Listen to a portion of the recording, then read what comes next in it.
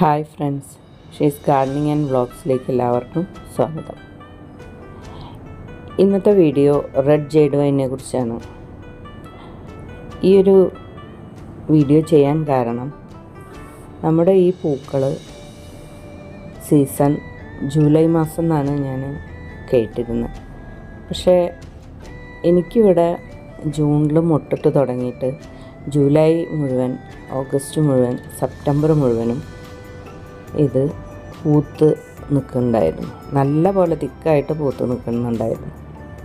അതിനുശേഷം ഒക്ടോബർ മാസത്തിൽ പൂക്കളെല്ലാം കഴിഞ്ഞ് ഇപ്പോഴത്തെ സീസൺ കഴിഞ്ഞു എന്ന് വിചാരിച്ചിട്ട് ഈ പന്തലിലത്തെ വള്ളികളൊക്കെ താഴോട്ടുള്ളതെല്ലാം കട്ട് ചെയ്ത്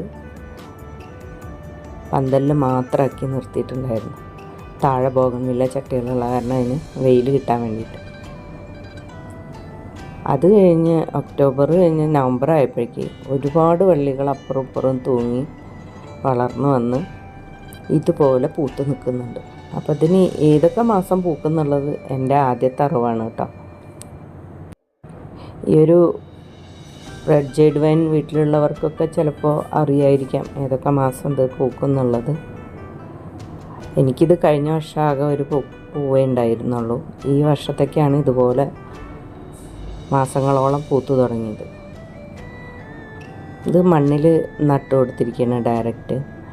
അതാണ് ഇത്രയും ആരോഗ്യത്തോട് കൂടിയിട്ടുള്ള വളർച്ച.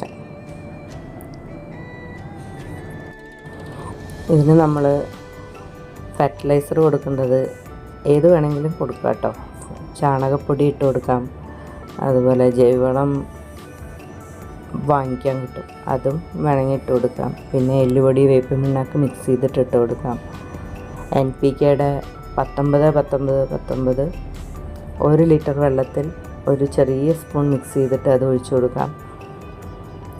മാസത്തിൽ ഇടവിട്ട് ഈ വളങ്ങളെല്ലാം നമുക്ക് ഇട്ട് കൊടുക്കാവുന്നതാണ്. എന്തായാലും ഈ വർഷത്തിൽ ഇത്രയും മാസങ്ങളിൽ പൂക്കൾ തരിക എന്ന് പറയുമ്പോൾ ഒരത്ഭുതം തന്നെയാണ്. കാണാനും നല്ലൊരു കാഴ്ചയാണ് നമ്മുടെ ഗാർഡനിൽ. അപ്പോൾ ഈ വീഡിയോ എല്ലാവർക്കും ഇഷ്ടമായെങ്കിൽ ലൈക്ക് ചെയ്യണം, ഷെയർ ചെയ്യുക, സബ്സ്ക്രൈബ് ചെയ്യുക. അതിനടുത്ത് കാണുന്ന ബെൽ ബട്ടൺ കൂടി ഒന്ന് പ്രസ് ചെയ്ത് ഓൾ എന്ന ഓപ്ഷൻ കൂടി കൊടുക്കുക. Thanks for watching.